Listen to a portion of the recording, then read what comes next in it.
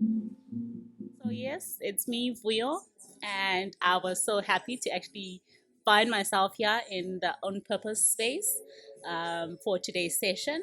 And I'm very thankful and very appreciative, I think, to myself especially, because you start off the year, you think you know what you want to achieve for the year, but you're not sure how you want to do it. So having joined the On Purpose space, it actually was an opportunity for me to identify what it was that I thought I wanted to achieve this year and find means and give myself the tools to actually set paths and steps for me to actually achieve what it is that I want to achieve this year.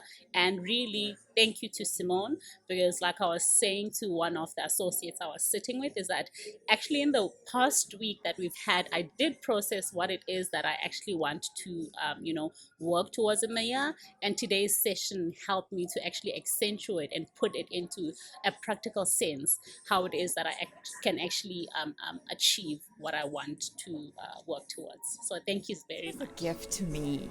And when Simone said gift, I was thinking everything is a gift, And what also you brought out is that, what? We need to get naked. And that's exactly what we need to do, is to let all that go, whatever is happening, be open to it and accept. And also, you know, just be rather than doing. Sometimes we get so busy in doing. And I love the part where you said, about New Year's resolutions and things like that. And I agree with you on that. It's about who do I want to be?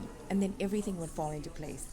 And what, after reflection, was I want to be an artist. I want to create.